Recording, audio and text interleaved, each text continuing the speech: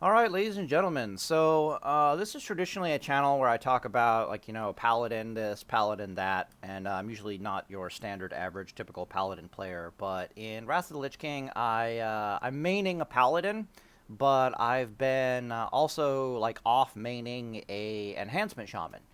And the more I play Enhancement Shaman and the more I play Paladin, the more I compare the two of them, I'm like, damn, maybe I'm playing the wrong class. Because Enhancement Shaman and Wrath of the Lich King, it's honestly, they gave Enhancement Shaman and Wrath of the Lich King, it has strong classic WoW, like Spelladin vibes to me, which is quite fascinating. So yeah, this is just what we're doing now. So anyways, I looked up a thing called, what the hell is it? Not this thing. I looked up this thing called Spell Hance Shaman. So what it is it's an enhancement shaman that uses potentially more spell power gear than other types of gear. Or other types of your traditional like Wind Fury style shaman, and then it uses Flame Tongue weapon instead, because Flame Tongue weapon actually has spell power ratio behind it. It takes a little bit of time to figure out what exactly that is. I'll bring up this little piece of kit over here. Ignore all this other stuff. We'll talk about that momentarily. Some of it is just straight up wrong, but really we're focusing on this area over here that I got red boxed for some reason. Ooh, I guess I can Control Z this. Boom. Okay, cool. So this area over here. Basically, when you calculate Flame Tongue spell power ratio per second, it ends up being about 4.3% spell power ratio a second. Somewhere between 4.2 and 4.3% of your spell power is being converted into DPS per second with both of your weapons. This is one of the main reasons why Flame Tongue weapon is... why this build actually works, and that is... physical damage might be reduced by half on your offhand weapon, but damage from something like Flame Tongue is not reduced by half. Flame Tongue weapon can also crit. I'm not entirely convinced, but I'm not also unconvinced that those critical strikes proc Flurry. They might actually proc Flurry. Don't really know. All I know is Flurry's up all the damn time. It should also be noted that Flame Tongue weapon does benefit from Elemental Fury, which you can easily get in most builds. So rather than critting for 50%, they end up critting for 100%.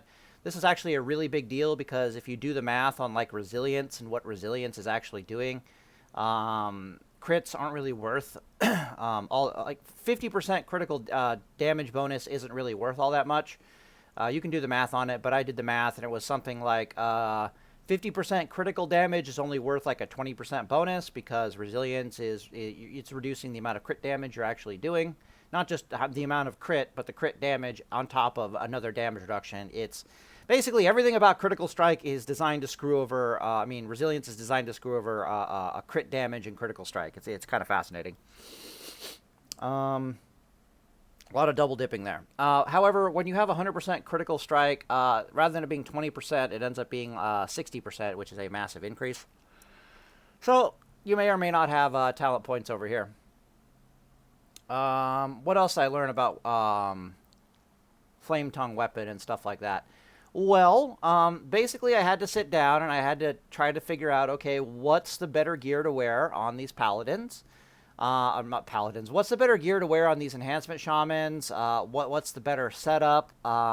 Is it better to go with, and I have this crap over here,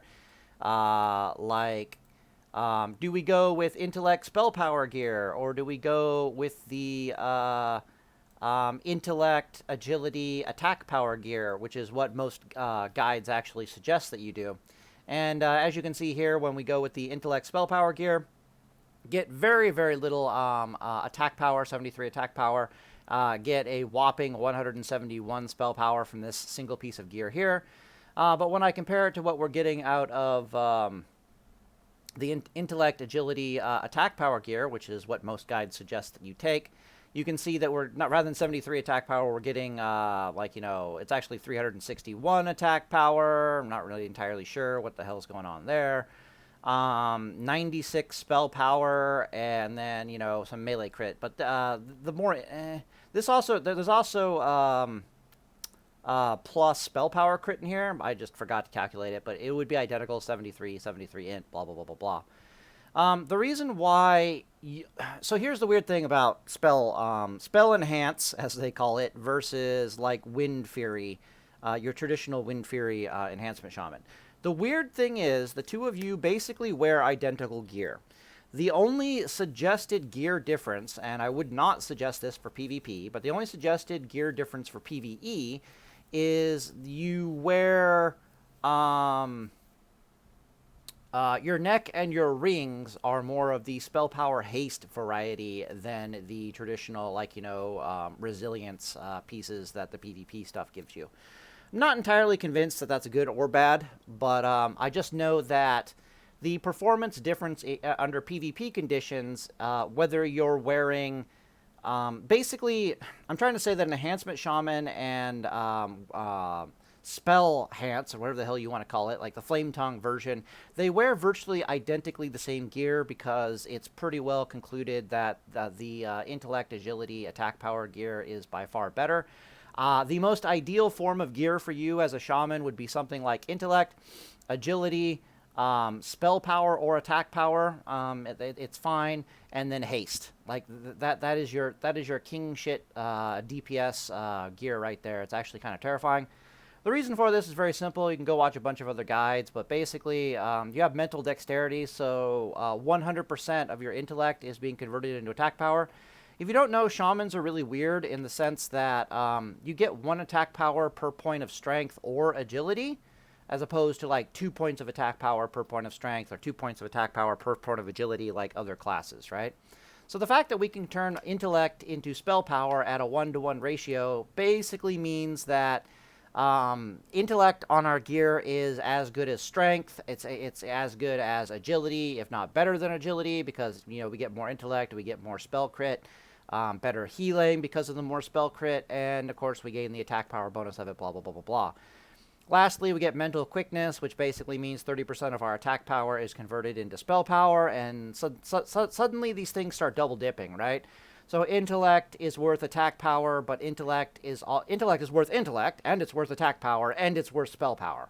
And that's where you end up getting these very bizarre numbers over here, where it's like, this 73 intellect is worth 73 attack power and 22 spell power. And it's like, what the fuck is going on there? And it's like, well, one of these is mental dexterity, and the other one is, like, the other thing. So it's like, So, ended up looking into it, and I ended up doing this. So what I actually ended up doing is I got on the Warmain server, and I built the enhancement shaman on Warmain that I'm planning on building in actual Wrath. And I basically looked at the damage numbers, like not on a target dummy, but I opened the character screen. I can control these, see this, right? I opened the character screen, and it was very nice enough to give me the damage numbers, at least with haste, right? So all these numbers here basically factor in haste and blah, blah, blah, blah, blah. But I have a long list of things over here that are not factored into all this. So, for example, DPS shown is without Wolves, Lust, Flurry, Purge, Totems, Elementals, Lightning Shield, and then the last one that I forgot to put in was Storm Strike. But what I just wanted to see is I was like, okay, how much damage is our main weapon going to do, our offhand, our spells, what does our healing look like? Let me just see which of these two specs is better and potentially why, and versus what targets. So all of this is a bunch of blah, blah, blah. In fact, this should be actually worse. This shouldn't be 2,677 spell power. It should be closer to 2,800, possibly 2,900 spell power, but just roll with it.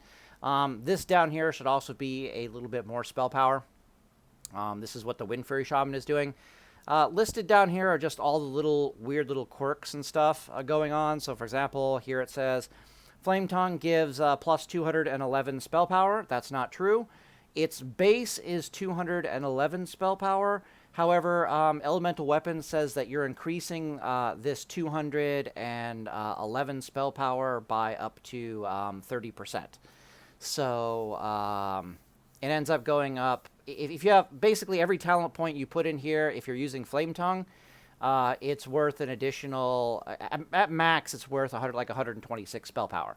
So it's not bad, but it's not mission critical. The Wind Fury weapon, however, does definitely increase your Wind Fury procs by just straight up 40%. So definitely keep that in mind. But just know that this spell power can go up if you put all 3 talent points in elemental weapons. When I tested this, I didn't have any talent points in elemental weapons. It'll go up by like 126 spell power right there. And then there's other stuff that would, already you're getting like 2,800. Other weird things about it are... Whoa, what the hell? Thank you. Other weird things about it are you gain 4% spell crit. And the reason for this is because you can put a glyph on that says Oh, the other thing to note is that this is not actually spell power from Flame Tongue, so it doesn't increase your damage and healing. It just increases your damage. So while you have, like, 2,600, so this, your healing ends up being like 2,400, and then your damage ends up being like 2,800 spell power, blah, blah, blah, blah, blah. This spell crit, however, I do believe applies. It's from a glyph. Every Flame Tongue, every application of Flame Tongue you have on your weapons, there we go. You're gonna have two enhancements of it. It gives you plus 2% spell crit. Base damage is calculated around about 70 per 1 second of swing time. So that is that. And then, of course, it has 4.3% spell power ratio DPS, 100% critical strike bonus. We already talked about that. And it is unclear which crit it is using. Likely it is the higher of the two, melee or spell. I have no effing clue which crit it's using, but it crits all the damn time. So, okay. Other weird things. Well, I guess I'm not done talking about the thing yet. So, basically, what all this math... All right, I gotta continue the setup. So when I built my character, note that I'm going with a full resist build in Wrath of the Lich King. So when I built my character on Warmane, I filled every gem slocket with useless crap like I put Spirit or I put like Defense Rating, but I tried to activate like the bonuses on the gear, right? But so I just put in a bunch of useless stuff, and I put on a bunch of absolutely useless enchants or no enchants whatsoever to try to replicate the fact that all my enchants are going to be resist enchants, and then all my gem sockets are going to be prismatic resist gems. I made a video on the resist paladin build, and it also includes resistant shaman stuff in there, so whatever, blah, blah, blah, blah, blah. But anyways, just know that all these numbers are with me horrifyingly nerfing myself, right? My enchants are not DPS enchants whatsoever. My gem sockets aren't doing anything for my DPS whatsoever. I have no, like I said before, Wolves, Lust, Flurry, Purge, Totems, Elementals, Lightning Shields, or Storm Strike involved in any of this math whatsoever. And everything basically came out to say this. Due to the increased spell power, because Flame Tongue... if you're using Flame Tongue as a shaman, you're using 2 quick one-handed weapons, and one of those will be a 700 spell power Spellblade, which you can see right here. It only does like 440 DPS, but we're gaining like 700 spell power from it. You compare that to the Wind Fury weapons, where rather than 440 DPS, it's like 560 DPS plus Wind Fury, and the next thing you know, it goes up like that, right? Yeah. What else? But anyways, the final conclusion was that the Flame Tongue weapon is objectively superior against more heavily armored targets. So, for example, these blue numbers here in these red boxes, this HP DPS, meaning that this is how much actual HP that this target is losing per second, theoretically. There's no resilience factored in here whatsoever yet. I don't do any of my calculations on resilience, and I can just do it later if I want to. So you can see here that our 440 DPS turns into 308 DPS once we factor in we're hitting a 30% armored target. This thing right here is what if we're hitting plate, aka a 50% armored target, and then this is what Flame Tongue is doing over here. This was Flame Tongue damage plus the haste that we have, like with the haste. And then if we factor in critical strike chance, Flame Tongue weapon is kicking around about 256 fire damage DPS, which isn't affected by armor, so we just say it's HP DPS. Again, no resilience calculated in here. So if you wanted to calculate resilience, you would just straight up take these numbers and reduce them by a further 20% roundabout, I do believe. and you would cut the critical damage down by 20%, and then cut it down again by like another like 20%, because that's how resilience works. Ugh. However, I did factor in resilience into the critical strike chance. So you can see here when I do the spells, I'm like, okay, well, this build has a 28% spell critical strike chance. This minus 11% is because most targets in their dog are going to have like 22% resilience, so I factored that into critical strike. Comes out to a 17% critical strike. So these numbers are calculating your reduced chance to critical strike. They're just not calculating resilience damage reduction, if that makes any sense. Anyways, when it was all said and done, I looked at it and I'm like, holy shit, Flame Tongue weapon is a thing. We probably definitely should look into that. I also noted that the healing between the two is virtually identical, despite the fact that one has like literally half the spell power of the other, like the plus healing spell power of the other. Didn't actually matter because Wind Fury theoretically is giving you like 44% more attacks, therefore 44% more Maelstrom procs, therefore 44% increase in in-combat healing, you know, like that kind of crap. So the healing wasn't all that increased, blah, blah, blah, blah, blah, blah, blah. But yeah, so I did the math. Very interesting stuff. And then, of course, I saw that not only is the build better against armored targets of 30%, but it was significantly better against targets heavily armored, such as plate wearers and yada, yada, yada. So it's just a good build. I'm also going to point out that there's no significant difference between the two builds.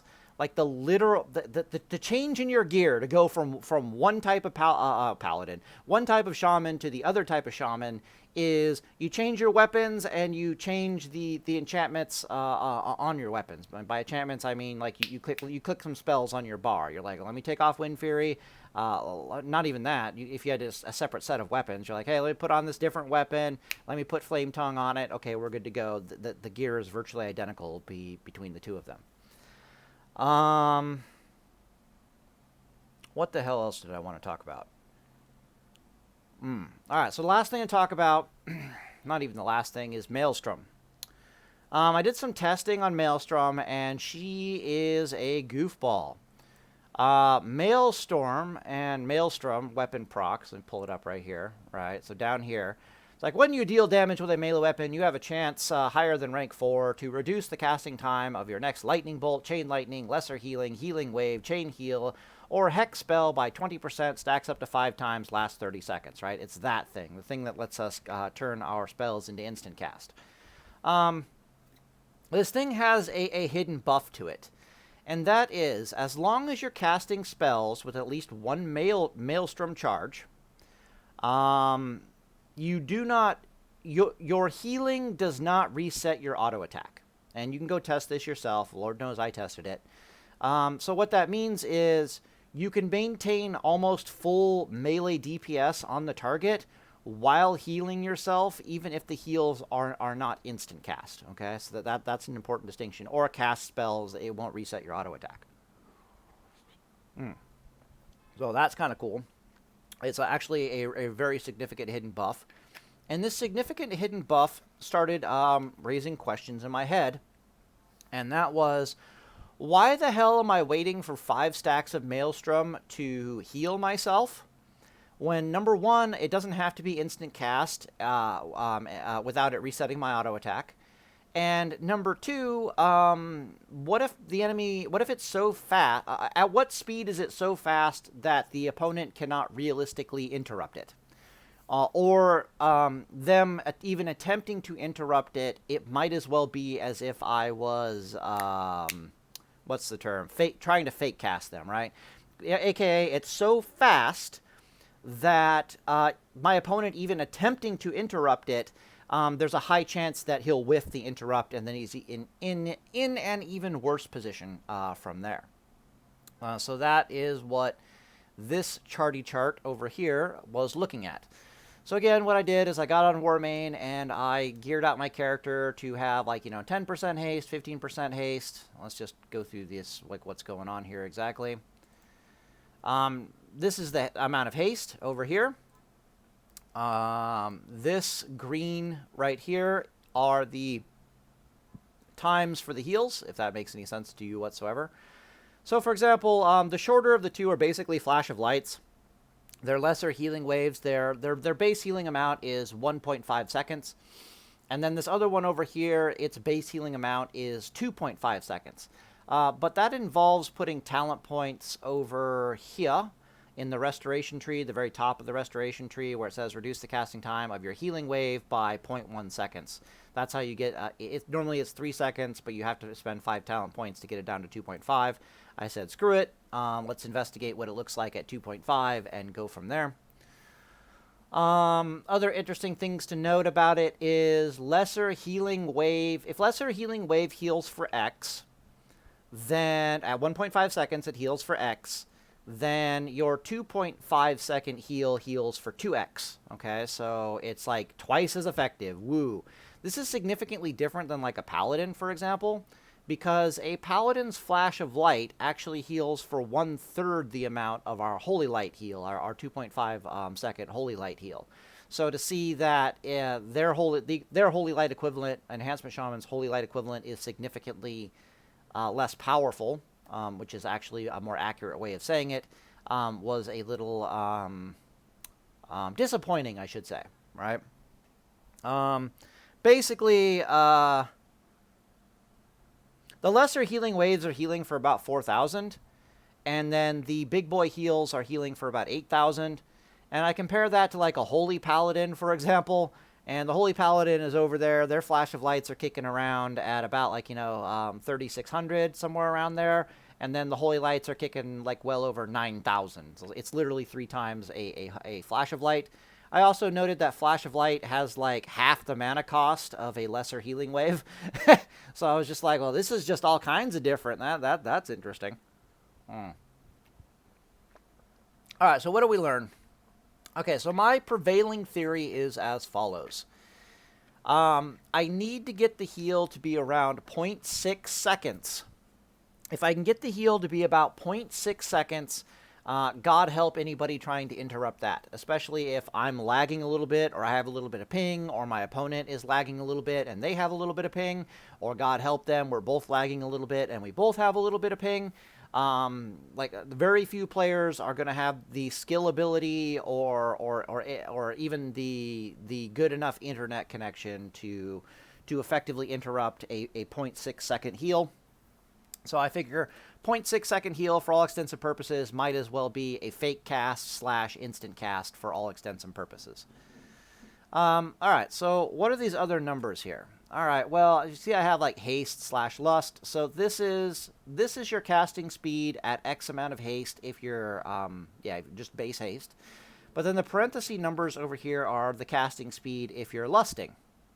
And then this chart over here is asking us, okay, what if we have 2 charges of Maelstrom? So it's just modifying all this data over here for 2 charges of Maelstrom. There should be one typo here, and that's this 2.1. This 2.1 should actually be just straight up a 1. In fact, that's actually pissing me off here. Let me just give me a second here. Yeah, 1. Oh, a nice lovely green color. That's nice. 1. Behold, my OCD autism. I'm not autistic, by the way, but damn, I don't think I can fit that in there. I don't think it's going to let me grab it. Yeah, it's like, would you like to expand? And I'm like, fuck no, I'd not like to expand. Grab it. Put it.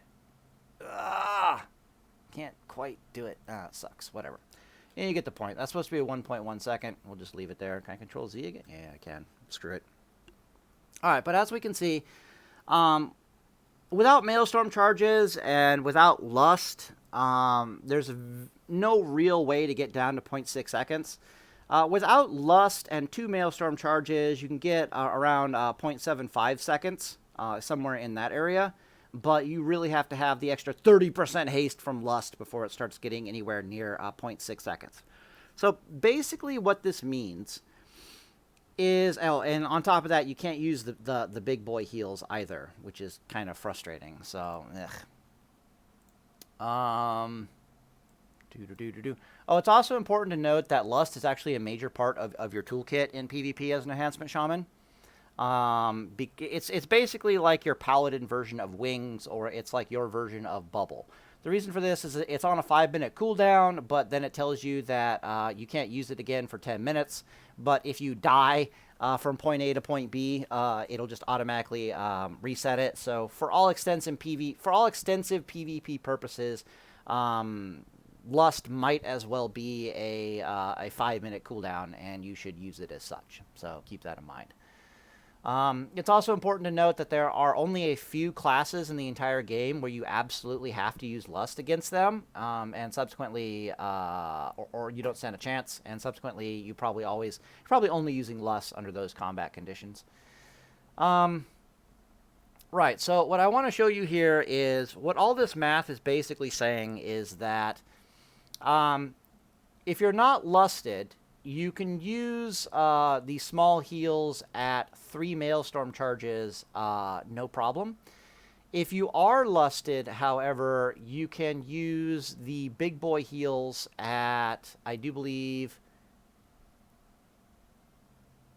1.9 seconds, at 3 Maelstrom charges, I think, is what this is telling me, yeah. So I'll give you an example. So let's say we're running around with, like, this is a good one, like 15% haste, right? What I do here to figure out what 3 Maelstrom charges are is this is the default one, and then this is it being reduced by, like, 0.6. So you got like 1.67, and then we times it by 0.6 because we are reducing it by 40% because we have 2 Maelstrom charges. Boom, you can see it comes out to basically 1 second, right? But what I do is I modify that. I go 1.67 times 0.4 if I want to find out what it's going to look like with 3 Maelstrom charges. And 3 Maelstrom charges, bada bing, bada boom, you can see we are very, very close to a 0.6 second cast. If we had any more haste, it would probably definitely be a 0.6 second cast. You can do it over here. 1.6 times 0.4. Yeah, there we go. So 3 charges, boom. Basically a 0.6 second cast. Good luck interrupting that. Have fun. So basically what this means is if I'm not lusted, I think I can do big boy heals at 4 Maelstrom charges as opposed to 5 Maelstrom charges. But I can always do 3 charge lesser heals. It's not worth it. So it's kind of like you're either going to do lesser heals at 2 Maelstrom charges, or you're going to do big heals at 4 Maelstrom charges. To try to do lesser heals at 3 Maelstrom charges isn't going to work too well. And what's the other one here? 1.1. Okay, yeah, let's do a 1.1. So what I want to figure out here now is, what if I'm not hasted, but not hasted, not lusted, but I have 3 Maelstrom charges. Okay, that would be 2.1. That's this number over here. And then I need to times that by 0.4 for 3 Maelstrom charges. Boom, you can see 8.5. So my options are to try to do the smaller boy heal at 2 Maelstrom charges at 0.75 seconds, or a little bit longer on the cast and effectively double it at 3 Maelstrom charges. The answer is that isn't really worth it. And you can see if I go 2.1 times 0.2, which would be 4 Maelstrom charges, it gets absurd. Right, so our option there was 3 Maelstrom charges, and it was like 0.8, and then 4 Maelstrom charges, and it's 0.4, which is just way too fast. The point is, you can use this to try to figure out what haste levels you want to hit, what heals you're going to be using, and what heals at what charges are appropriate. And the math basically is showing that if you're lusted, you're able to use the big boy heals at 3 Maelstrom charges. If you're not lusted, you're probably using small boy heals at 2 Maelstrom charges, just because 0.75 seconds is still going to be quite hard to stop. I can figure it out. 1.25. 1.25, that's this 20% haste over here. Small boy heal. So we know it's 0.75 seconds at 2 Maelstrom charges. What if it's 0.4? 0.5, that's still pretty damn fast, possibly a little too fast, yada yada yada. All right, so this is a whole lot of blah blah blah that's basically telling us that we as enhancement shamans do not need 5 out of 5 Maelstrom charge stacks in order to heal ourselves, In fact, we can greatly increase our healing efficiency by not waiting for 5 out of 5 stacks, and just basically when we have a couple or 2 or 3 stacks of Maelstrom, we're just kicking off the heals as is and daring the enemies to try to stop us.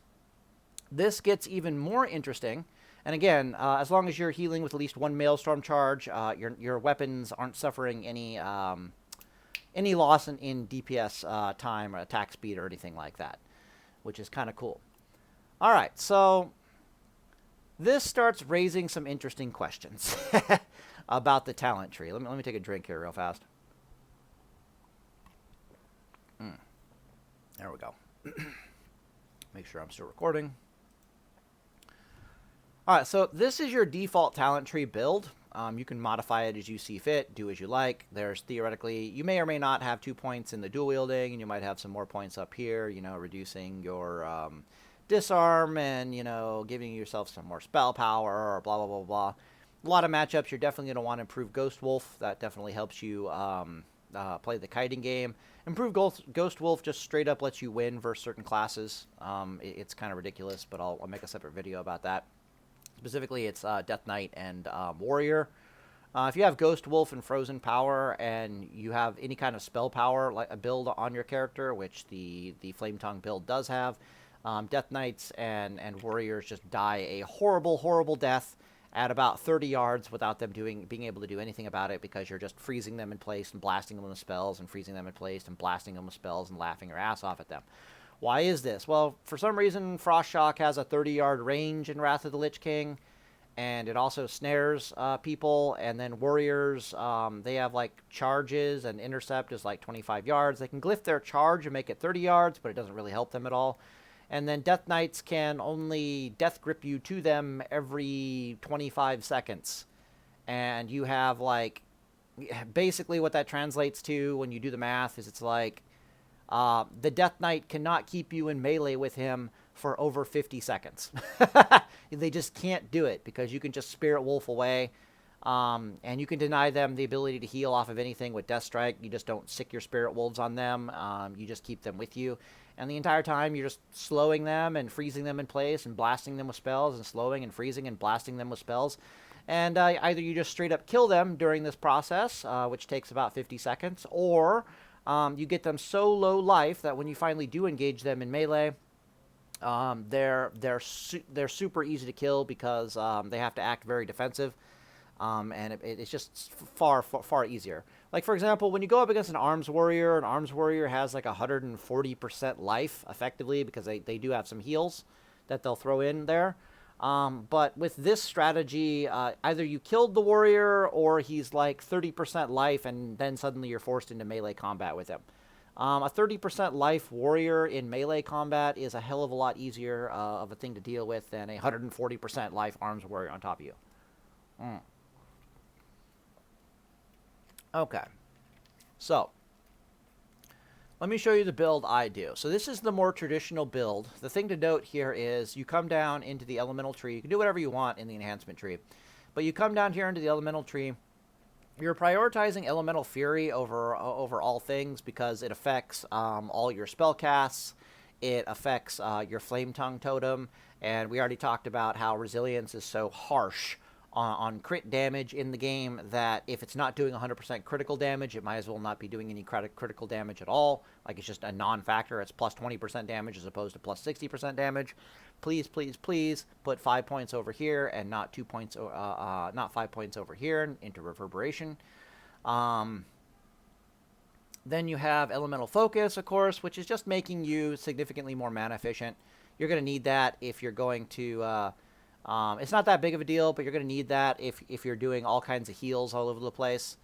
Damage spells, enter a clear casting state. Clear casting just cost you next 2 damage. Or healing spells by 40%. Yeah, you get the point. So if you're going to be healing all over the place like a crazy madman, like every 2, like I'm hasted, okay, every 3 Maelstrom charges, we're doing a big boy heal. You're going to get a lot of big boy heals. Or if you're frozen powering people and then blasting them at range for like 50 seconds with spells and stuff, you're going to really be appreciative of Elemental Focus. However,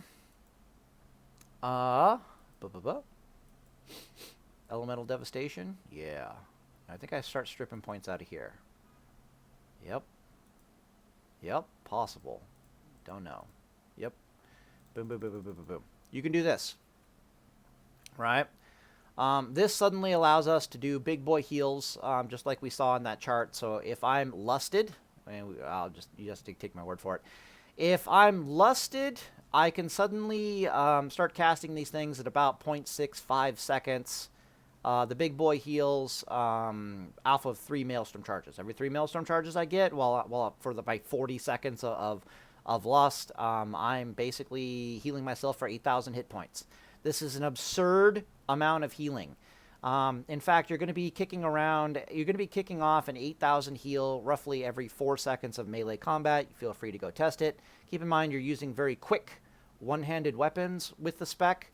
That way, first off, you need the spell power or the spell blade and stuff, and you don't find yourself in a feast or famine mode with the big two-handed weapons are nice with Storm Strike, but you have a nasty tendency to lose lots of Maelstrom charges just because you blink and the next thing you know you've lost a Maelstrom charge. You're like, oh, I have 5 Maelstrom charges, and you're like, fuck, I don't want 5 Maelstrom charges. I want to heal myself at 3, and it's just like, ugh.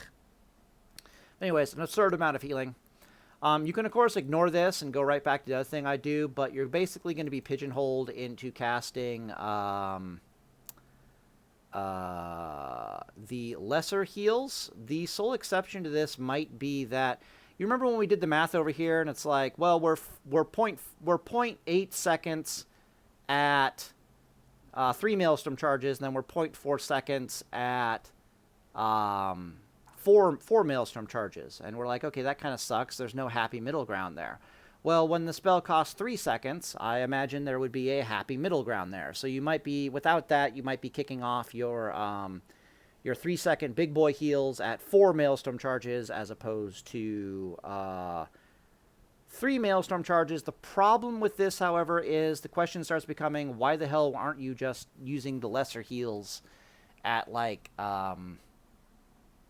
3 Maelstrom charges or like 2 Maelstrom charges? Because if you're waiting for 4 charges, there's going to be some loss there. That's the important thing to consider, right? Whereas if you're using it at 2 or 3, you're not going to suffer all that much loss. It'll be like, oh no, my spell went off faster because there was an extra melee charge or Maelstrom charge involved. Whatever will I do? And it's like, okay, whatever.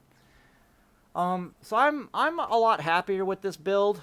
To be perfectly honest, I like this. Maybe you take a point out of here and put it over there. You can do whatever you like. There's one final build, which Lord knows I'm going to try, which is this crap right here. All right, where is it? Reduce the cost of your healing spells by one. That's not that big of a deal. Reduce the threat generated. Nah, I think I straight up reduced the cost of my totems by 25%. And then I literally damn near fill up this line here, and I still have a whopping two talent points left over to do whatever the hell I want with. It's not bad to go into Title Mastery, increase the critical effect chance of your healing and lightning spells by 2%, or I can, throw 2 more talent points into the tree over here. Not a big fan of Lava Lash. You can take Lava Lash if you want, but I'm a much bigger fan of attacking the crap out of things, using the extra GCD, the GCDs that I gain from Lava Lash to heal myself, and more importantly to purge when I have nothing better to do. So that's kind of my jam. Lava Lash is just, it's hard to fit in sometimes. All right, so let's just throw our 2 talent points in here and see what we got. What did we lose? We lost Elemental Devastation. We lost Elemental Fury. That sucks. We lost some more mana efficiency. That sucks. We lost a 6% reduction in damage, theoretically. We lost a lot of stuff, right? Not good. What did we gain? When we crit heal ourselves or anybody else for the next 10 seconds, they're taking 10% reduced physical damage. Okay, well, in theory, that kind of makes up for our loss in elemental warding, and it makes us slightly better off healers. Okay, that's respectable. You pick up a major defensive cooldown here, increase the critical 3-minute cooldown, increase the critical effect chance of your healing wave, lesser healing wave, and chain healing wave by 60%, lasts 20 seconds, but this bonus is reduced by 20% per crit heal that you're getting. What this basically means is that if somebody is bursting on you, you can pop this and have like an 80, well, let me think, like an 87, 88% chance to crit heal yourself. And then with it reducing periodic, you're going to get like 2 or 3 crits is what I'm trying to tell you. Greatly increase your healing. The next thing you know, you're going to have this 10% physical damage reduction all over you, which is awesome. So these two things synergize very well together. Very good anti-burst synergy here. But really what we came here all the way down here for was healing focus. Reduce the pushback suffered from damaging attacks while casting any shaman healing spells. So the weird thing about this spec is that this spec from its... I'm trying to find... Where the hell is that? Did I put that up there? One sec. I'm freezing to death because I live right underneath the air conditioning and I need to turn it off. So I'm going to pause the video and go find the aircon controller. Alright, we're back. Alright, let's see here. What the hell was I talking about? Oh yeah, so this build, it's actually not as good with Flame Tongue Weapon. It's much better with Wind Fury, and then even stranger, it's a build that wants to use Spellblade. So you're a spell power oriented shaman. You're the exact identical gear, including the weapons of the Flame Tongue, except you're much more interested in Wind Fury because it gives you far more Maelstrom charges, which means your healing greatly increases. Like literally, you're getting like a 44% increase in the amount of heals that are kicking around all of a sudden. So you're sacrificing a lot of damage. That other build that I show you was heavily damage focused, and this build over here is much more defensive and like combat support healer focused, if that makes any sense. How the hell did I do that? Was that like oh, there we go. Yeah, I clicked an F key by accident. I'm like, what the hell? All right, so why did we come down here for healing focus? Okay, so when I think about things from a PvP perspective, and the problem is I have to think about it from like a Battlegrounds perspective, a world PvP perspective, a duel perspective, and then an arena perspective.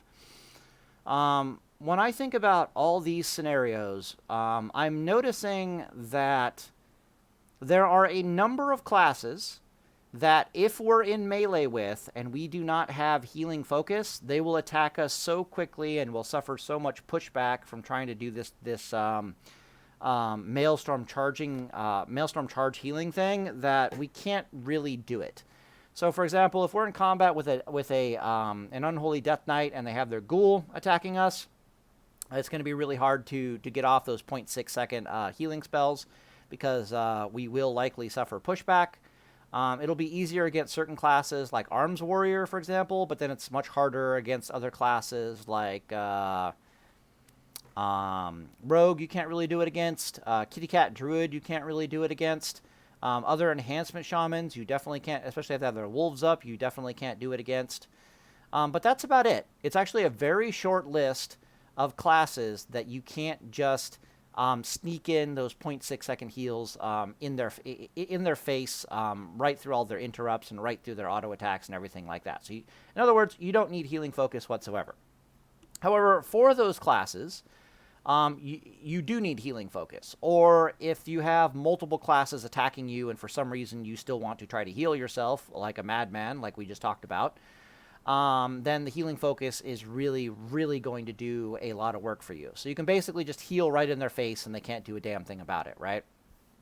So, for example, if you were in Arena and you've got TSG on you, so you have an Unholy Death Knight and a Warrior and they're trying to beat the crap out of you, this spec is probably vastly superior to the other one that I showed, just because you can actually just heal in their effing face through their interrupts and not give a damn, because yeah, you're going to suffer some pushback at 0.6 seconds, but it's not going to be significant pushback at 0.6 seconds. There's a good chance you'll just sneak it through despite all the auto attacks that they're doing.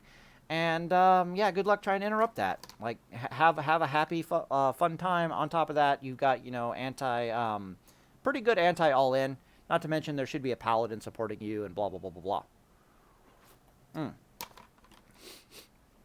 but you're doing less damage, right? Because again, less mana efficient, less damage with Flame Tongue, but this build doesn't really use Flame Tongue. It uses Wind Fury and but a Spellblade. She's a goofball. You don't have Elemental Devastation, which sucks. You could really use Elemental Warding, but we can't get to it. But you pick up a bunch of other interesting things, so that's kind of goofy. Okay, so Arena aside. Arena is a completely different conversation. I probably should make an entirely different video about, especially with my plans and what I plan on doing. Against classes who... There's a lot of... those classes that I didn't list, so I'll list them again. Rogue, Kitty Cat Druid, Unholy Death Knight, Enhancement Shaman. There are 4 specs in the game, alright? Well, 2 of them are classes and 2 of them are specs, but okay, let's just go with that, right? Like almost every warrior is going to be an arms warrior, and then almost every death knight is going to be an unholy death knight. So you might as well say 2 classes and then 2 specs of a class for the other 2. Against those classes, you really want healing focus, just because without it, you can't heal in their face, and because you can't heal in their face without 5 Maelstrom charges, that is a massive reduction in your healing capability. You're much, much, much happier if you have the ability to just heal in their face with, like, 3 Maelstrom charges as opposed to having to wait for 5 Maelstrom charges. That's a significant increase in your healing capability output against classes that normally would just push back you unto death. However, against every other class, to hell with putting points in this tree. Yeah, this one over here was the way to go. And every point that I can go. Yeah, this spec over here is the way to go. And possibly you might like pull a point out of here and just put it over here and be like, yeah, all right, whatever.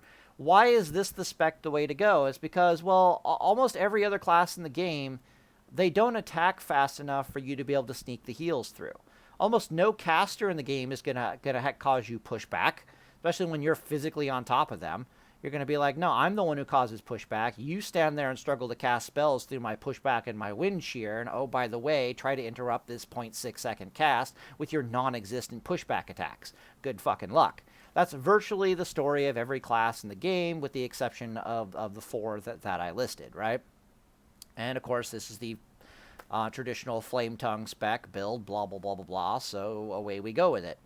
So that's pretty cool. But then it gets more interesting, because it's like, of those 4 classes that I listed, so again, it's Arms Warrior, Unholy Death Knight, those are 2 classes, and then we have 2 specs. The specs are Rogue, actually that's technically a class as well. So 3 classes, Arms Death Knight, Arms Warrior, Unholy Death Knight, and then Rogue. And then lastly we have Kitty Cat Druid, my bad. There's 3 classes and 1 spec. I already discussed how 1v1, be that in duel, be that in... It's harder in duel, but be that in open world combat, arena... Not maybe arena. I don't know what situation you found yourself in, but whatever. The point is... you don't need these bonus healing capabilities versus those classes under any circumstances outside of arena. Again, how it basically works is you blast them with Frost Shock, you freeze them in place, you start nailing them with your spells. So it's like, oh, are you snared? Cool, I'm gonna like lava burst you, I'm gonna chain lightning you. Then I'm going to Ghost Wolf and run away a little bit, or just straight up run away a little bit, and then wait till I can Frost Shock you again. Rinse, repeat, and I'll just wear you down over time.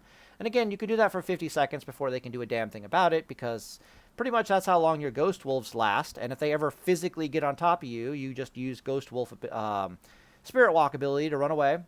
So for example, a DK might open by death gripping you to him. Cool. Pop your Wolves, pop your Spirit Walk, and give him the middle finger and run the fuck away. Once you've successfully run away, make sure the wolves aren't gnawing on him.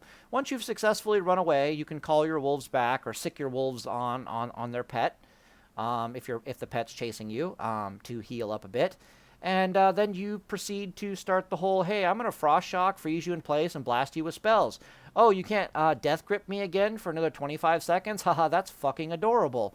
Oh, by the way, my Spirit Walk has a 32-second cooldown, so I'm going to know exactly when you can Death Grip me again. I'm going to stay outside the 25-yard Death Grip. I'm going to wait for my Spirit Wolves Spirit Walk to come off of cooldown again, and then I'm going to, oh, look, you Death Grip me. I don't care. Rinse and repeat. I run away. I start blasting you with spells again. That's adorable. You can't Death Grip me again for 25 seconds.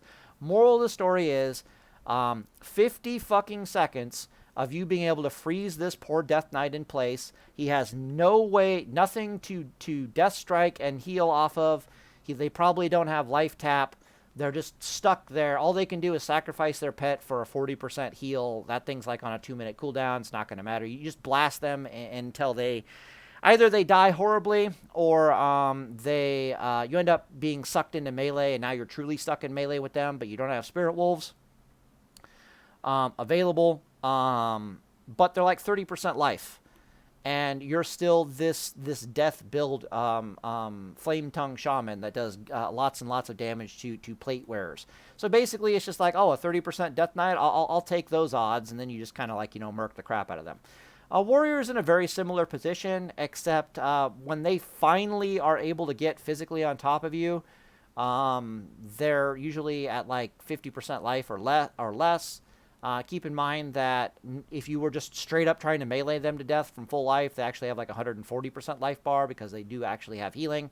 So you've gone from them having that 140% life bar to them only having like a 50% life bar. Completely different line of play. You can also put Spirit Wolves and stuff on them. Usually the Warriors dies is what I'm trying to say. They can't catch you. You can get away from them too easily.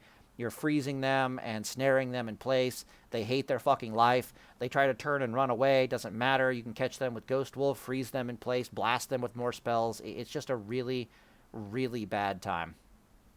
All right, so let's go back to it then. This spec and this build right here, the only two classes, theoretically, in the entire game that you cannot just hard cast heals at 0.6 seconds in their effing face are Rogue and Kitty Cat Druid. If it's a Death Knight and a Warrior, do the strategy that I just suggested. It'll be like, suddenly you have a Warrior on you. Suddenly you're getting Death Grip to a Death Knight, or they fall out of the sky and they're on top of you. All right, that sucks. Spirit Wolf and run away, and then just start Frost Shocking and blasting the crap out of them. They will die. So you don't really need this ability to just straight up heal in combat, yada, yada, yada. There is one exception to this, however, and that, in my opinion, is Retribution Paladin. All right, so why is Retribution Paladin the special boy? I do believe that you can... I'm not entirely certain at the moment, but I do believe that you can purge wings off of a Paladin, and then the Paladin cannot purge... lust off of you. Paladin is one of those classes where if you're not lusted, you don't stand a snowball's chance in hell against them. Like a deep ret Paladin. You have no chance. The reason for this is because you can't play the kite game with a Paladin unless you got the jump on the Paladin as opposed to the other way around. So if the Paladin at any point in time gets Judgment of Justice on you, you're stuck in melee with them whether you like it or not. And if you're stuck in melee with a deep ret Paladin and you've got the damage build that we showed earlier, it's going to be a tough life for you, my dude, as opposed to this spec over here, which is much, much more competent under those circumstances, because worst case scenario, you can actually just hard cast heals in their face, regardless of how long it takes. Like, for example, it could be like, oh, this is going to be like a 1.5 second cast. Paladins don't have anything to interrupt you. Like the Warrior does, the Death Knight does, the Rogue does. I'm not entirely convinced the Kitty Cat Druid does. The Kitty Cat Druid kind of does, kind of doesn't. But the Paladin certainly doesn't. They don't come innately with a kick. So the ability to just hard cast heals in their face, regardless of how long it takes you to hard cast the heal, is actually a pretty good option. And this totally lets you do that. The other thing about this is that, like we talked about, your heals are You're sacrificing damage and mana efficiency from elemental focus in exchange for a far greater capability of survivability, especially against anti-burst, right? And when you're fighting a paladin, you can't win a burst fight with a paladin. So let's say you're the enhancement shaman and there's the paladin over there, right? You're stuck in melee with him. You can't run away. If you go full burst, if you burst into him and he bursts into you, he's going to win. And the answer is because that fucker has bubble and you still can't run away. So it's like there's no winning that burst war against them. You can't purge bubble. He has it. If he doesn't bubble, he has divine protection, 50% damage reduction, blah, blah, blah. You're not winning that burst versus burst exchange, but you stand a far better chance of actually winning a sustained fight versus a burst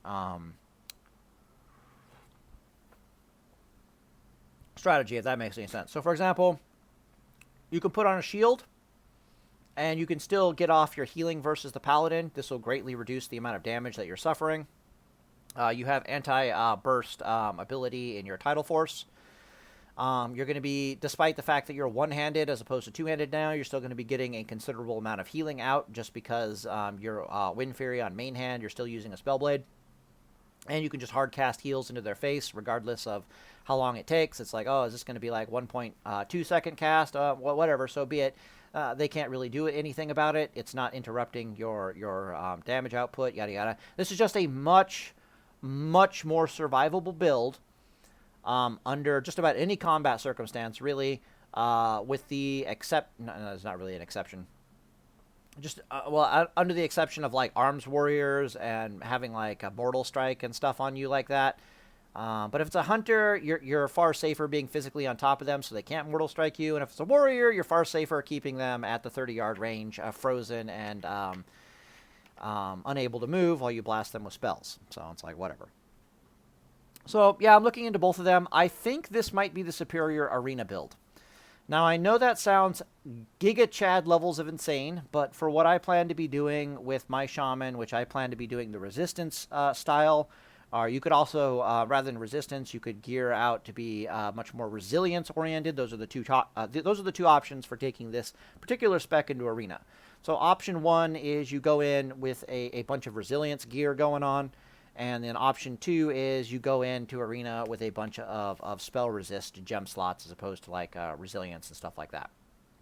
The most important thing to realize in Arena, there are two super important things to realize in Arena as an enhancement shaman. Number one, you should probably be with like a Holy Paladin and an Arms Warrior. Like those are your ideal teammates. Just because the Holy Paladin brings all kinds of survivability toolkit to your team's toolkit, and more important, and the Warrior brings the death. So here's the weird thing about an Arms Warrior. Arms Warriors do so much damage and so much reduced healing to a target that they can barely not kill most enemy healers 1v1. They're like the only class in the game that can do that, right? Like every other class in the game, if it's DPS class, if it's 1v1 versus a healer, you do not generate enough damage to kill them. Like, period. End of story. Almost no DPS class in the entire game, 1v1 versus a properly built healer, actually does enough damage to kill the healer. Which means that you need at least 2 DPS classes to effectively kill a healer. The sole exception in the entire game to this is the fucking Arms Warrior. Because the Arms Warrior cuts enemy healing in half, and he still has about the same amount of DPS as any other DPS class, which means he's basically, when an Arms Warrior is physically on top of you, he basically counts as something stupid like, he's like 1.8 DPS classes attacking you now. It's kind of ridiculous. However, if the enemy class is like a paladin, and they have like shit tons of armor, or they're properly built, or they have like pain suppression, or all this kind of stuff, yada yada yada, there's an argument to be made that an Arms Warrior, especially properly built for Arena, which means they might be more oriented towards defense than offense. They might have a resilience build as opposed to like an all-strength build or armor pen or whatnot. A single Arms Warrior in arena may or may not have enough DPS to kill an enemy healer by themselves.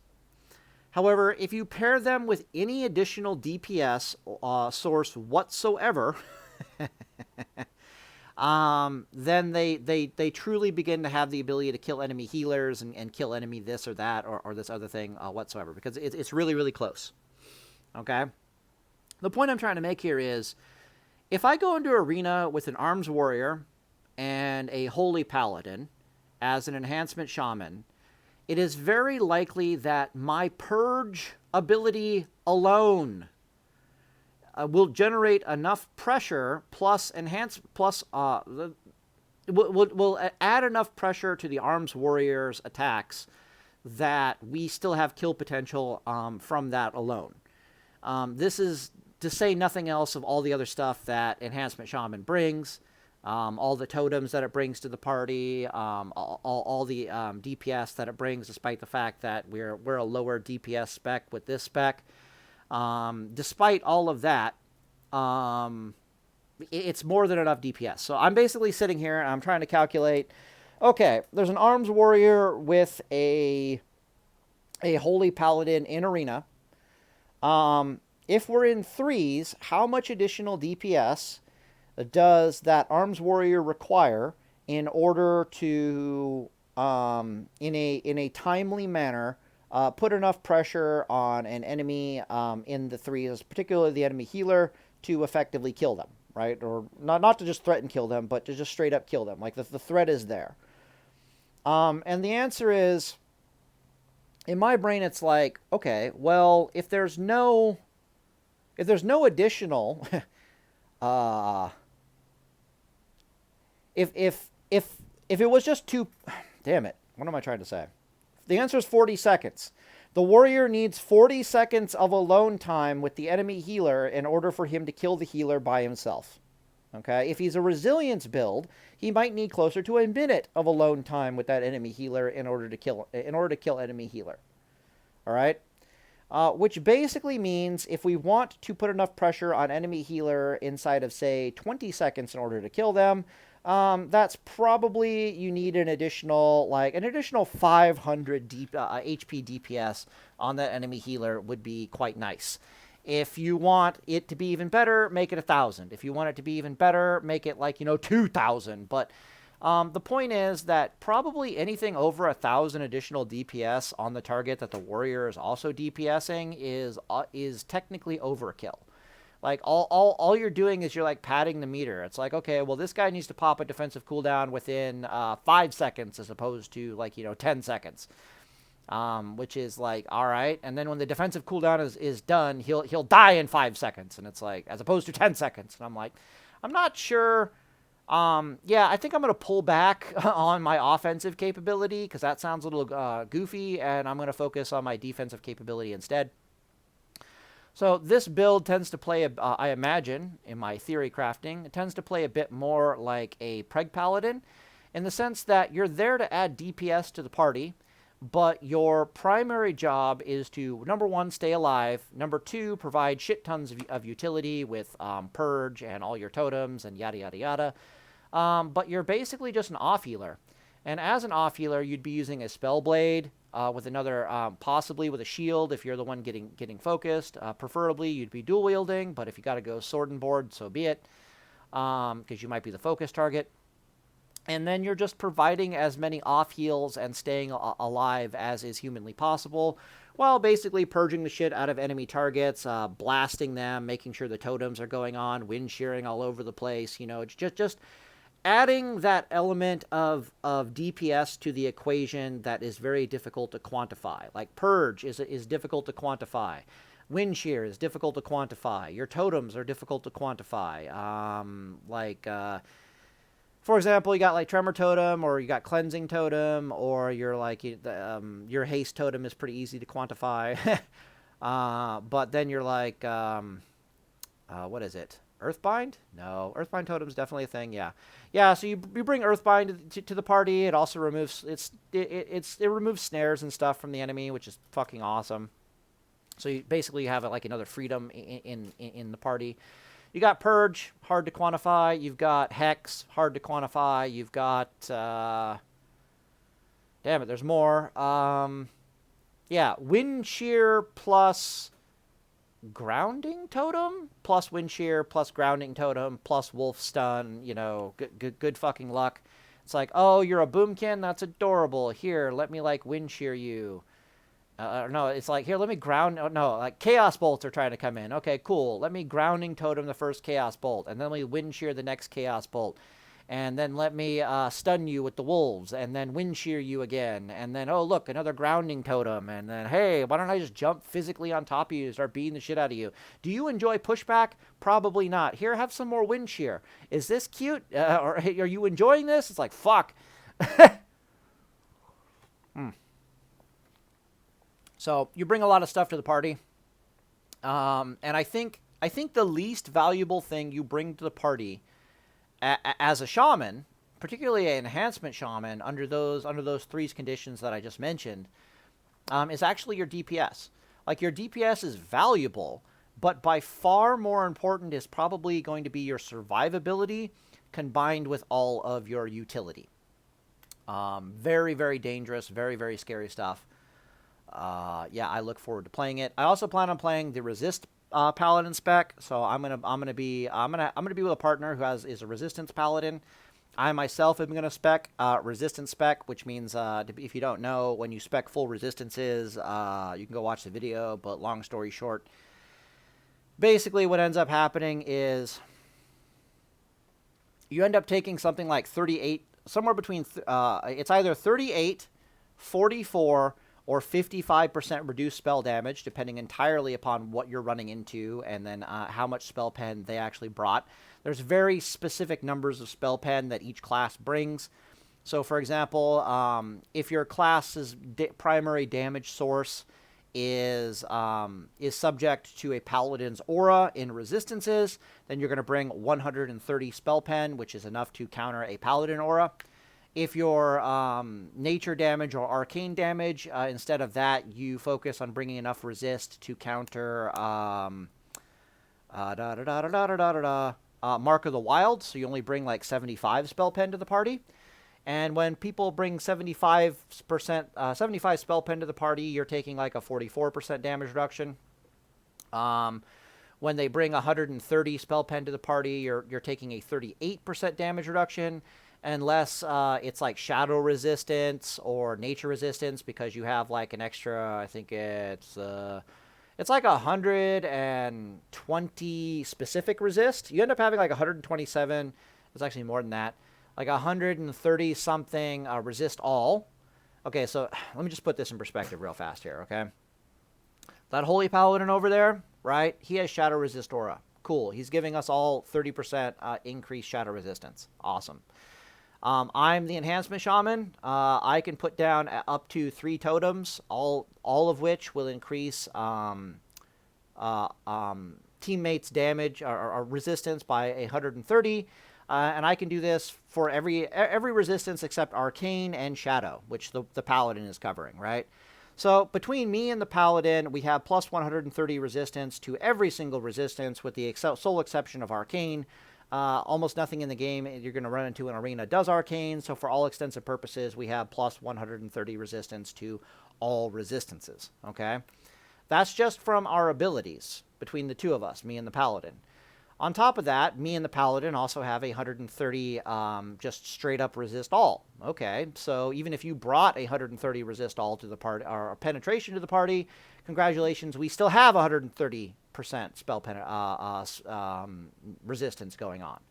And then on top of that, we have an additional like 130 resistance that we can just kind of, that's specific. It's not resist all. We can just kind of put it wherever the hell we want to.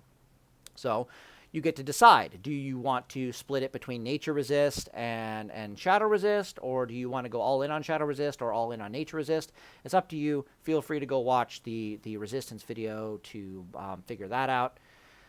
Just know that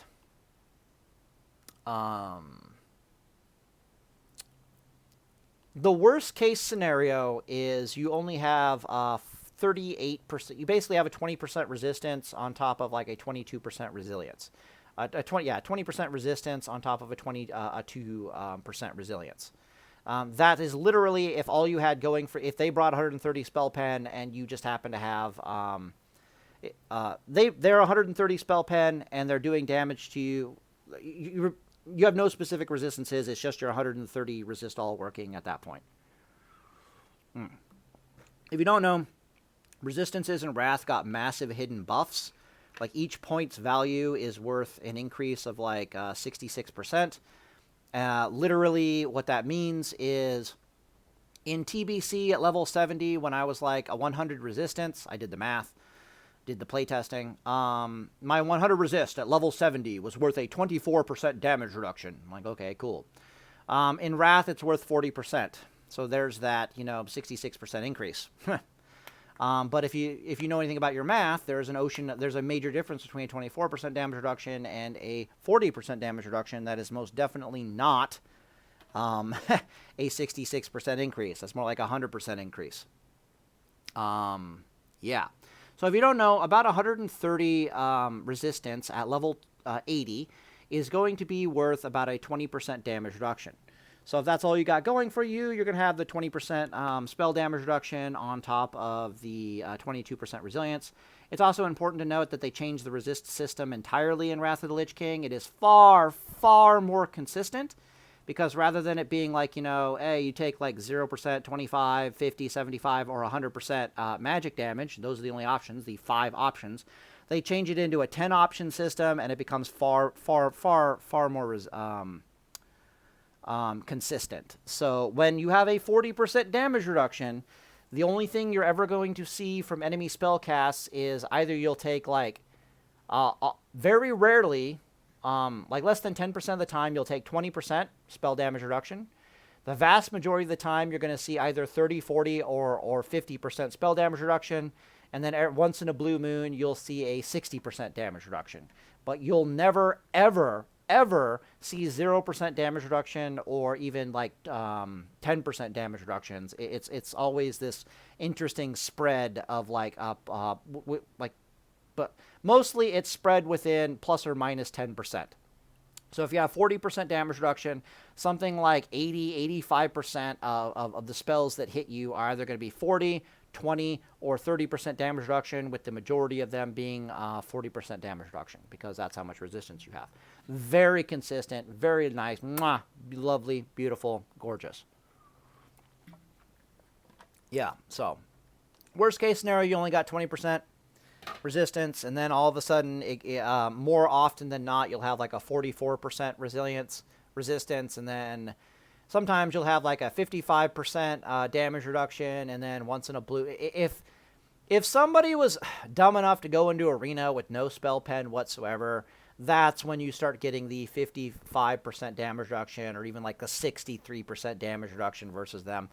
So if they're like, I'm a Shadow Priest with no spell pen in arena, it's like, brother, you just ran into like 375. Let me get out the calculator. Literally, these builds have... I put all specific resistances into Shadow Resist. So I'll give you an example. So you have like 130 Shadow Resist from the Aura. Oh, there we go. 130 Shadow Resist. Fuck off. Is that the wrong clear? All right. 130 plus... yeah, so this is the Aura, and then this is the Resist All, and then I'm like, don't I have like another like 125 or some shit specific resistance? I think I do. You're running into like 385 Shadow Resist. And then I'm like, all right, let's divide that by 130. Okay, cool. And then I multiply that by like 20. And it's like, oh, I have a 60% spell damage reduction. Are you insane right now? And then I can actually, and this is before resilience. Okay, cool. Let's calculate that. So if you don't know how to calculate resilience, do like 100. I'm going to multiply it by, actually, that's not right. Clear. Okay, so I want 100. I want a 22% damage reduction in resilience. All right, well, let's calculate that. I multiply this by, is it 88? No, 88 would be 12%. So it's got to be 0.78. Boom. Okay, so right there I have my, this is basically percentage. This is, that's a 22% damage reduction. But then I take it and I multiply the remainder by 0.6. 0.6? No, that would be a 40% damage reduction. No, we're not doing that. What was that? 78 times 0.4. Because I have a 60% damage reduction right now, so I multiply it by 0.4. And let's... Yeah, so I got like a 70% spell damage reduction to this. I didn't bring any fucking spell penetration whatsoever. What happens if he did bring spell penetration? All right, what was that? That was 385 minus 130. All right, so now we're only at, because he has 130 spell pen. Now I'm only at 255 shadow resist. Boo-hoo, woe is me. I'm going to divide this by one. No. What was that? 285, 130, should be like 255, right? Yeah. Times, no, fuck, divided by, there we go, 130. Why am I dividing it by 130? Because I know that at 130 is a 20% damage reduction, so if it was like 260, I know that would be a 40% damage reduction. Basically, that's a 40% damage reduction. Fine, fuck it, whatever. Let's just say 40% damage reduction. 260 is a 40% damage reduction. Add another 130 to that, so 390 would be a 60% damage reduction. You see where we're going with this. There's no diminishing returns on resistances. Cool, I got a 40% damage reduction. How do we calculate that? 100 times 0.78. I want my resilience first, because it's easier otherwise. Times 0.46, 40% would be 0.6 equals, oh great, I'm still taking like 55% reduced damage. So that's why we end up having that 55% reduced damage. It's like, oh, you ran into the stacked resistance, but you brought 130 spell penetration. Interesting. We can do nature damage real fast, but I would suggest go watching the video. All right, so nature would be, let me think. Yeah, you have 130 from Aura. Then you have another 130 from Resist All. Okay, we're at 260. Cool. But we didn't put any specific resistances in it whatsoever, right? We're assuming that you stacked nothing but Shadow Resist. Again, you can go watch the video. So you put your additional 130 or 125 specific resist into Shadow Resist as opposed to Nature Resist. Or you can also split the difference, but what I noted was nature damage dealers don't bring 130 spell pen. They bring 75 spell pen. So I was like, okay, what if we just don't stack that instead? Okay, so now we have 185 is our effective resistance against them. Divide that by 130, cool, and then multiply that by 20, and this should give our percent damage reduction. Sweet, so we have a 28% damage reduction versus nature damage. Then we multiply that by, other thing to note, again, you can go watch the video. Notice how it said a 28% damage reduction. Your chance to resist spells that are called binary spells, meaning that they either you fully resist the spell or the spell does 100% of its effect. Most CCs are binary spells, okay? Like Cyclone, for example, is a nature resist spell. It's binary, meaning either it gets fully resisted or you take the full effect of it. Your percent chance to fully resist a spell of that nature, a binary spell, is equal to your damage reduction resist chance. So, for example, that just said I had a 28% damage reduction to nature damage.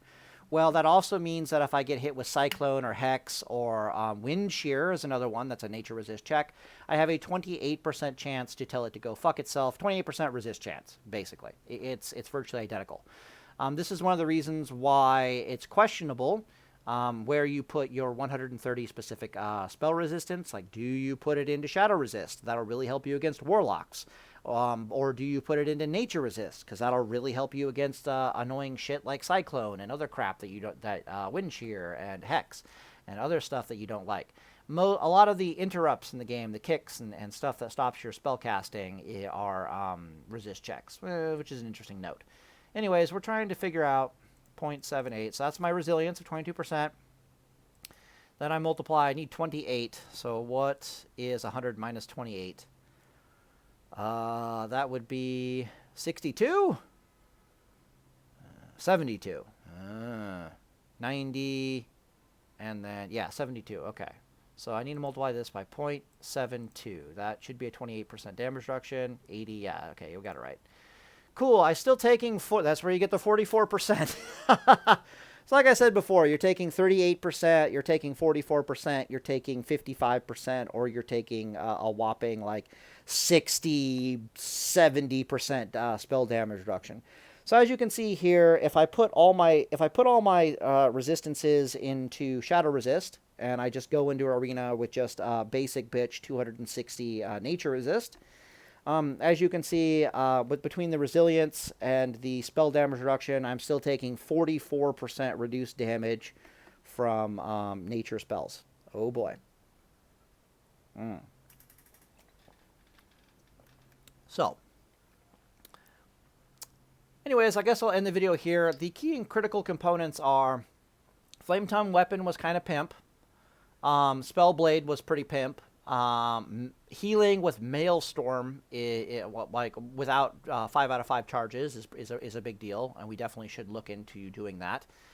And then you have different builds where this one is probably going to be my damage. We dual spec now, right? So I'll probably have this one set up for my... this will be my defensive setup. Where I'm an off healer / off DPS. Like I have half my foot in healer and I have half my foot in DPS support. Extremely tanky, extremely hard to kill. And then the other one, of course, will be my generic default running around the world doing whatever build, which is basically I'm just a DPS monster. Yeah, fascinatingly, it uses the exact same gear, except this one over here uses Wind Fury, and this one over here uses Flame Tongue. Like, I don't even have to change the weapons around or anything like that whatsoever. This one might end up having to go sword and board, but you're probably only going sword and board if you find yourself in a pretty dicey situation naturally. And then, of course, behind all this stuff is still whopping get bent levels of nature resist. Not nature resist, but just resistance in general. There's another interesting thing to note with the whole resistance build thing. Again, you just go watch the video, but I'll be repeating myself. Here is that there are potions in the game, such as, well, actually, we can probably go look it up. That's a good question. Fire Leaf? Yeah, okay. See if it works. Placed in, comments, Lesser Flask of Resistance. Oh, hey, look, it's right here. Huh, okay. So, Fire Leaf is an herb that you can get in Northrend. It is very plentiful, very abundant, and it's only used to make one fucking thing in the entire game. And that one fucking thing happens to be amazing! So, if you look at the school of this thing, I'll click on it real fast here, but if you look at the school of this thing, it's actually physical. Basically, it can't be dispelled, is what I'm trying to say, right? So it can't be purged off you, which is cool. The damn thing says, increase your resistance to all schools of magic by 50 for 1 hour. Counts as both battle and guardian elixirs. The effects persist through death. Oh boy, and the thing is going to be cheap and plentiful and abundant as fuck. When you are in arena, you cannot use this flask. Okay, you can't do it, but you have your totems, and you have a friendly paladin who's also bringing Shadow Resist aura to the party. Awesome. When you are not in arena, and you are out in the world dicking around by yourself, this basically, it doesn't stack with auras, so it won't stack with your totems, this plus 50 resist all, but it will help you cover the fact that you don't have paladin Shadow Resist anymore. And that's kind of a big deal in my book. So, for example, what is it? It's like 130 resist all plus 130 like specific resist. So without a paladin around, this is basically my resistance. So you'll recall that I had like 260. Yeah, when the paladin is not around, I have 260 resistance to all resistances with the sole exception of Arcane. But I got to use totems for everything else. I put all my my additional, basically, I have 130 resist all, and then my totems are kicking up every resist by another 130. I don't have any resist totem for shadow, but I just put my extra 130 specific resistance all into shadow, so then it looks like this beautiful 260, 260, 260 all the way down. When you pop this flask on you, however, it has no effect on all your other resistances unless you're using different totems, right? Because if you decide you're using a non-resist totem, you'll have the plus 50 from the flask, but if you decide to use the resistance totem, the 2 doesn't stack, so it takes the 130 instead. But basically what this means is that this goes up by 50. Long story short, that goes up by 50, and it also gives me more flexibility with my totem usages out in the open world, so that's kind of cool as well. Let's say I run into a target who has proper armor pen, all right, or proper shadow pen, or magic pen. Cool. So we're only at 180. Divide that by 130 equals times 20 equals. Okay, so again, you got that like 28% resistance, and we already showed that to be like a 44% damage reduction. So the moral of the story is, if you're running around out in the world, expect to have a 44% damage reduction or better versus just about any and all spellcasters. If you're in arena, it's going to be somewhere between a 38% damage reduction and like a 50% or better damage reduction against just about anybody and their dog that comes your way. What do you lose for this? And again, you can go watch the resistance video. What the fuck do you lose? The answer is you lose about 14% DPS. That's pretty bad. So you do 14% less DPS than if you like gemmed a bunch of DPS and you used all your enchantments for DPS and yada yada yada. And you lose about 1600 HP, which is also not insignificant. So for example, rather than having like 2600 HP, you have like 2400 HP, which is pretty bad, right? But then you start looking at the classes that's pretty bad against, and that would be like Kitty Cat Druid, Rogue, and then specifically Arms Warrior. All the other classes do some form, and Ret Paladin, all the other classes do some form of magic damage with their attack, like Death Knights, so you can just kind of wave off the hit point loss because you've got resistances. So then all the spellcasters die a horrible, horrible death, possibly even 2v1 against you under a lot of circumstances. All right, so I think I'm going to end the video here. Those are my thoughts and my opinions. I'm starting to think that... So originally, my plan for Arena was we'll go with Enhancement Shaman. Enhanced Shaman, Arms Warrior, H Pally. And then all three of us will gear Resistances, okay?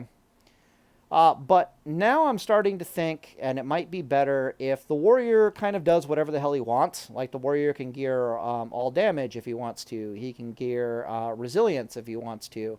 He can go resistances if he wants to. Fuck it, right? But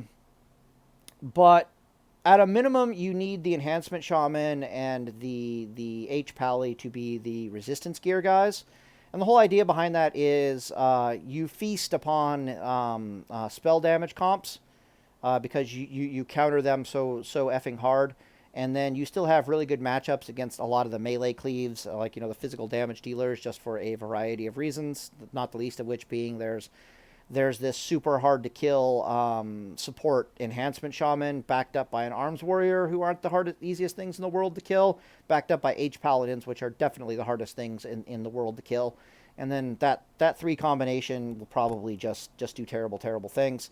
Not to mention if you were like, oh, I'm a Kitty Cat Druid, and I'm going to, Cyclone this guy, and Cyclone him again, and Cyclone him again. And it's like, you do know that guy has like a 30 or 40% chance to tell Cyclone to go F itself, right? Like good luck with that. Have fun. Not sure if I want... Maybe it might be better if the Arms Warrior isn't resisted. Like, if he's just a DPS monster. So people usually talk about how, like, specs like TNG, okay? Like, what is that? That's Unholy Death Knight, Arms Warrior, and H Pally, right? They eat most comps alive in threes, until they run into like a spell cleave or like, you know, elemental shaman, like, you know, boomkin type stuff, or even like a frost mage, or thundercleave or some crap like that. And apparently the reason is because when the warrior tries to push into the enemy, he takes so much spell damage in the closing that he basically has to run away like a bitch. And it's just really hard for TSG to push into a spell damage comp, because at least one of them is going to take like real heavy HP damage before they get to the target. But if you're sending the resistance paladin and the resistance H shaman in first to close with the enemy, and then the warrior charges in afterwards, so you get all three of them, like, you know, on top of them practically at the same time, you're probably not going to have that issue, because both the paladin and the shaman are going to be like, yeah, we got like 40%, 44% spell damage reduction. Good luck chunking our HP bars. Both of us can heal while we're doing this. We're probably resisting all kinds of crap on the way over there. Yeah, all three of us are gonna get all over the enemy team comp in very quick succession. So you probably won't have that experience of your arms warrior, even if he's full DPS, suddenly taking like shitloads of HP damage, just trying to close with the target. Instead, he closes with the target at full life. All of his teammates are there ready to rock and roll. They didn't take all that much damage. Yeah, sounds good. So, and then you have a little bit better of a matchup against TSG comps and so forth and so on. Oh, other interesting things to note. I'll just be repeating myself. The gargoyle that Unholy Death Knight summons, that's their real big source of burst damage. Yeah, that thing's subject to nature resist, so it doesn't really do anything when you have nature resist, because Death Knights don't really bring spell pen to the party all that much. So it's kind of amusing. Like, they might bring like 35 spell pen to the party, and the next thing you know, it's like, yeah, my big gargoyle comes down and does like, is subject to 50% damage reduction. It's like, really? That's adorable. So anyways, end the video here, and Deus Vult, boys.